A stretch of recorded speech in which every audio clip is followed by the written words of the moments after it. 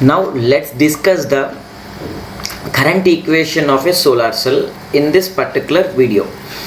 The equivalent circuit model of a photovoltaic cell is given, is discussed already. So now you can see IP is the total current, photon current, and it is equal to, it is the incoming current, and what are the outgoing currents? ID, ISH and I. Therefore sum of the incoming currents equal to sum of the outgoing currents, so which will be nothing but IP is equal to ID plus ISH plus I, which is the current equation of a solar cell. So IP is equal to ID plus ISH plus I is the current equation of a solar cell. Now let's consider now the voltage across the shunt resistance is VSH. The voltage across the shunt resistance is VSH. Now if I apply the mesh analysis in that in the leftmost loop of the equivalent circuit of a solar cell, we'll get you can see it here. If I apply at this point, so plus 2 minus I into RS plus 2 minus V, and again minus 2 plus VSH equal to 0. Therefore minus I into RS minus V plus VSH is equal to 0. So VSH is equal to V plus I into RS. Let's keep it as a, no, VSH is nothing but V plus I into RS. Now the current flowing through the terminals of a PV cell.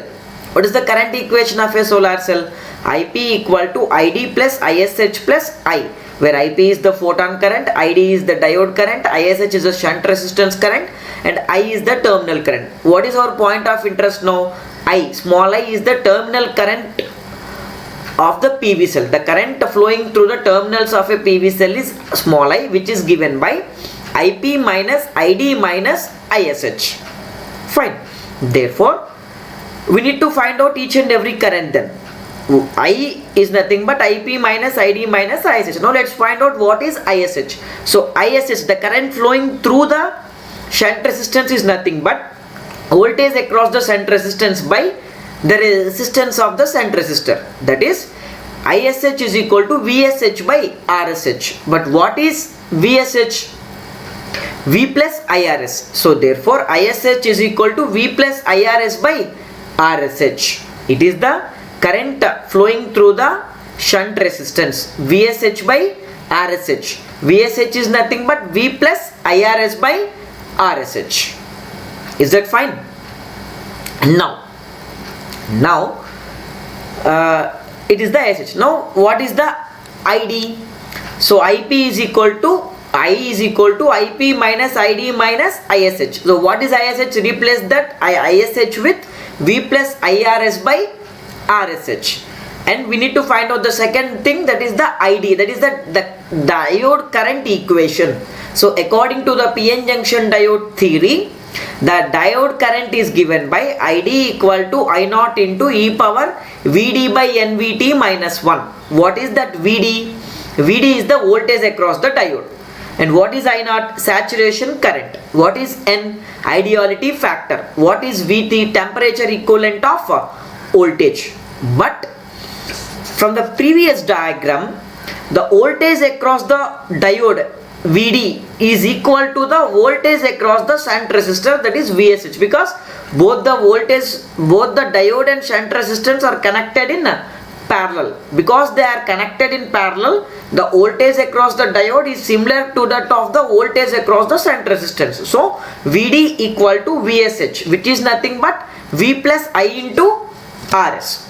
Therefore in the above in this diode current equation, Vd is replaced by V plus IRS by NVT minus 1. Therefore ID equal to I naught into e power V plus IRS by NVT minus 1, where N is the ideality factor, I naught is the reverse saturation current, Vt is the temperature equivalent of voltage. The ideality factor for silicon is 2. If that solar panel is made of silicon, then the value of N, ideality factor, is taken as 2. And what is the temperature equivalent of voltage? Vt is equal to Kt by Q. What is K? Boltzmann constant. And what is T? Temperature in Kelvin. What is Q? Charge of an electron. What is the Boltzmann constant value? 1.3807 into 10 to the power of minus 23 Joule per Kelvin. And what about the charge of an electron? 1.602 into 10 to the power of minus 19 Coulomb. When you substitute K and Q in that equation, you will get Vt is equal to T by 11,600. What is the T? T should be in Kelvin. It is about the diode current equation. And now the reverse saturation current. Here there is a in this diode equation, there is one more parameter left, that is called the reverse saturation current I naught. And that I naught depends upon the doping of the PN junction, material properties and temperature. The reverse saturation current depends upon three parameters. One is the doping of the PN junction, second one is the material properties, and third one is the temperature. Therefore, I naught will be given as C T power m e power minus Vz naught by nVt, where C is a constant, and that constant depends upon the dimensions of the PN junction as well as also on the material properties, where Vz0 is nothing but Eg, that is the forbidden energy gap.